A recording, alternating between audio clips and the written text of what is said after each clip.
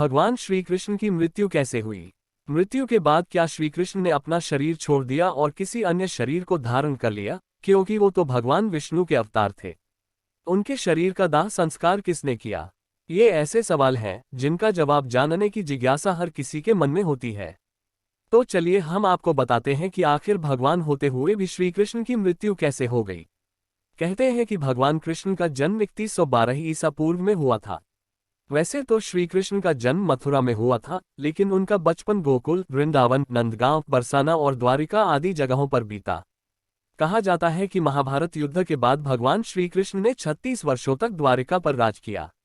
इसके बाद उन्होंने अपना देह त्याग दिया, यानी कि उनकी मृत्यु हो गई। कहा जाता है कि उस समय उनकी आयु 125 वर्ष थी।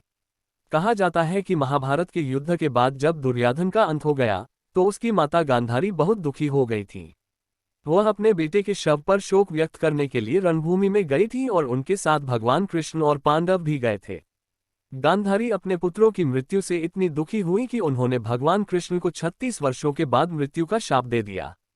ये सुनकर पांडव तो चकित रह गए, लेकिन भगवान कृष्ण तनिक भी विचलित न हुए और मुस्कुराते हुए अपने ऊपर लगे अभिशाप को स्वीकार कर लिया और ठीक इसके 36 वर्षों के बाद उनका मृत्यु एक शिकारी के हाथों हो गई। भागवत पुराण के अनुसार एक बार श्री कृष्ण के पुत्र साम्ब को एक शरारत सूझी। वो एक स्त्री का वेश धारण कर अपने दोस्तों के साथ ऋषि मुनियों से मिलने गए। स्त्री के वेश में साम्ब ने ऋषियों से कहा कि वो गर्भवती है। जब उन यदुवंश कुमारों ने इस प्रकार ऋषियों को धोखा देना चाहा तो वो क्रोधित हो गए और उन्होंने स्त्री बने साम्ब को शाप दिया कि तुम एक ऐसे लोहे के तीर को जन्म दोगी जो तुम्हारे कुल और साम्राज्य का विनाश कर देगा। ऋषियों का शाप सुनकर साम्ब बहुत डर गए। उन्होंने तुरंत ये सारी घटना जाकर उग्रसेन को बताई, जिसके बाद उग्रसेन ने साम्ब से कहा कि वे तीर का चूर्ण बनाकर प्रभास नदी में प्रवाहित कर दें, इस तरह उन्हें उस शाप से छुटकारा मिल जाएगा। सांबा ने सब कुछ उग्रसेन के कहे अनुसार ही किया। साथ ही उग्रसेन ने यह भी आदेश पारित कर दिया कि यादव राज्य में किसी भी प्रकार की नशीली सामग्रियों का न तो उत्पादन किया जाएगा और न ही वितरण होगा। कहा जाता है कि इस घटना के बाद द्वारका के लोगों ने कई अशुभ संकेतों का अनुभव किया, जिसमें सुदर्शन चक्र, श्री कृष्ण का शंख, उनका रथ और बलराम के हल्का अदृश्य हो जाना शामिल है। इसके अलावा वहां अपराधों और पापों में बढ़ोतरी होने लगी। द्वारिका में चारों ओर अपराध और पाप का माहौल व्याप्त हो गया।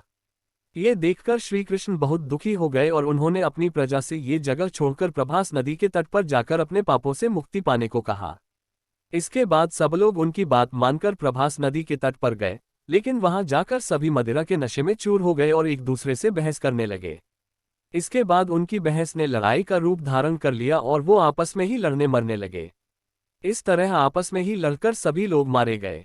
कहते हैं कि इस घटना के कुछ दिनों बाद ही बलराम की भी मृत्यु हो गई। भागवत पुराण के अनुसार भगवान श्री कृष्ण एक दिन एक पीपल के पेड़ के नीचे विश्राम कर रहे थे। तभी जरा नामक एक बहेलिये ने श्री कृष्ण को हिरण समझकर दूर से उन पर तीर चला लिया, जिससे उनकी मृत्यु हो गई।